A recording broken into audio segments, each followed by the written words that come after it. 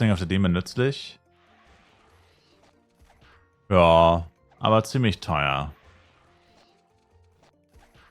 Also ich habe schlechte Erfahrungen damit gemacht, ehrlich gesagt. Kannst du auch auf YouTube nachschauen, wenn es dich ganz genau interessiert. Aber ja.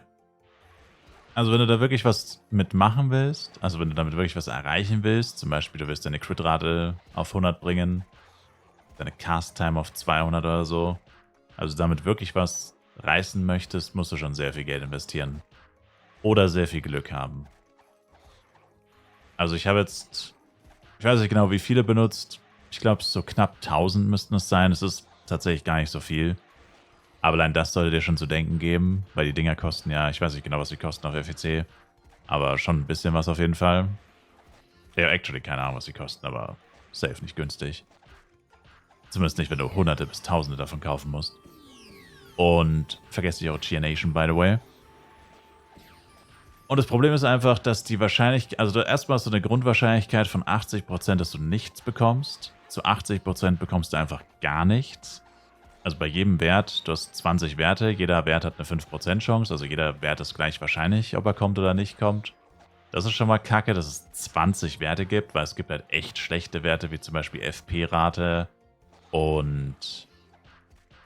Mein FP ist mit Abstand das schlechteste, aber es gibt noch Flat-Angriff, Flat-PvE-Schaden, Flat-PvE-Verteidigung. Lauter so Sachen, die halt wirklich echt schlecht sind. Sicherlich nicht die schlecht, also es gibt noch schlechtere oder Flat-Verteidigung, Flat-HP sind eigentlich auch extrem schlecht. Da ist schon wirklich sehr, sehr, sehr viel Müll dabei. Und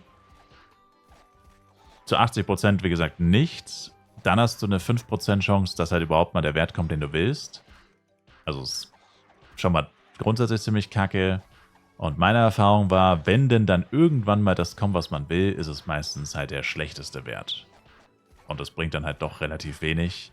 Zum Beispiel, selbst wenn du 5 mal 1% Crit Damage bekommst, was schon gar nicht mal so schlecht ist, dann sind das 5 Crit Damage, aber ich will nicht wissen, was der Erwartungswert auf 5 mal 1% Crit Damage ist, ehrlich gesagt. Nicht sehr gut wahrscheinlich. Dafür müsstest du vermutlich über 100 oder mehrere 100 Millionen Penny ausgeben. Und das ist schon echt schlecht. Also preis-leistungstechnisch würde ich sagen, sind Blessing of the Demon mit das Schlechteste eigentlich. Tatsächlich.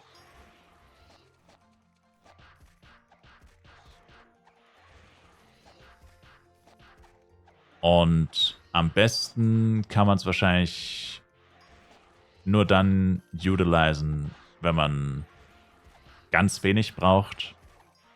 Wie ich gerade schon gesagt habe, so 5 Crit Damage oder so. Das geht wahrscheinlich noch, weil es zumindest realistisch ist. Aber wenn du zum Beispiel perfekte Rolls willst, das wären, glaube ich, 3% Crit Damage oder 3% Cast Time, dann ist es halt noch viel schlimmer, weil dann hast du halt wirklich eine Chance von 1 zu was weiß ich was, gefühlt einer Million. Praktisch wahrscheinlich nicht zu einer Million, aber es fühlt sich zumindest so an. Und da muss man halt einfach reinlacken. Das ist dann einfach nur Glück, wenn man es bekommt. Also ich habe zum Beispiel noch kein mal 3% Cast Time bekommen, noch kein mal 3% Crit Damage. In fast 1000 Rolls. Also das ja, ist schon mal keine gute Momentaufnahme. Natürlich kann man es auch sofort hitten, aber das ist dann einfach pures Glück. Würde ich dann halt trotzdem niemandem weiterempfehlen, weil das halt dann, also jemand anderes wird es ja auch nicht sofort hitten. Und man sollte niemals von dem bestmöglichen Ergebnis ausgehen und das dann anderen Leuten empfehlen, nur weil man selbst Glück gehabt hat. Das ist wie beim Schmuck-Upgrade, wenn man Schmuck-Upgrade plus 20 mit 100 Tries schafft, sollte man nicht rumlaufen und Leuten erzählen, hey, mach auch deinen Schmuck plus 20, kostet nur 100 Tries, weil so ist es halt einfach nicht. Das hat nichts mit der Realität zu tun. Wenn man selber reinlagt und das dann auf oder das dann als Norm hernimmt. Oh, die Party ist gar nicht voll, ne? Damn. RIP. Du hast bei der Man-Bit mit Reneset auf 200% Cast-Team gemacht. Cast-Speed gemacht. Ja, aber das war bestimmt vor dem Nerf, oder nicht? Du bist doch bestimmt einer, der das abused hat, als die Wahrscheinlichkeit noch bei 5 Millionen lag.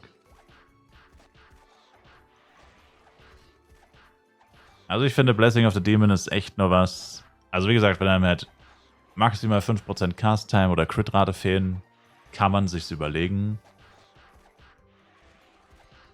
Aber ansonsten eher nicht. Weil viele andere Dinge werden preis-leistungstechnisch einfach noch günstiger sein und mehr bringen. Ein Pet zum Beispiel.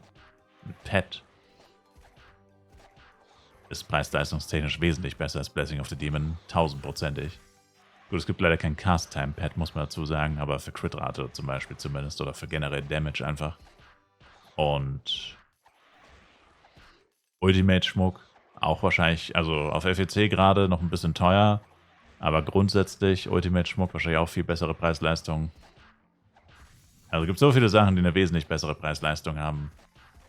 Da würde ich das schon relativ weit hinten anstellen. Noch dazu kommt, eigentlich willst du auch nur ein 10% Speedset blessen. Ich meine, gut, es sind nur 2 Teile, die anderen sind theoretisch egal. Also du hast Cloak, Maske, Handschuhe sind theoretisch egal. Aber Suit und Boots sollten schon 10% Speed eigentlich sein, wenn man wirklich vorhat, hunderte bis tausende Rolls zu machen. Die sind ja wesentlich mehr wert als ein 10% Speedset. Dann könntest du ja auch erstmal 10% Speedset kaufen und dann erst rollen. Außer man sagt, das Speed ist einem vollkommen egal, was ich jetzt nicht glaube, dass es irgendjemanden gibt, der das so sieht. Aber auch das sollte man noch bedenken, dass man jetzt nicht auf einem 2% Speedset ein paar hundert Mio für Blessings ausgeben sollte. Wäre noch so ein Ding.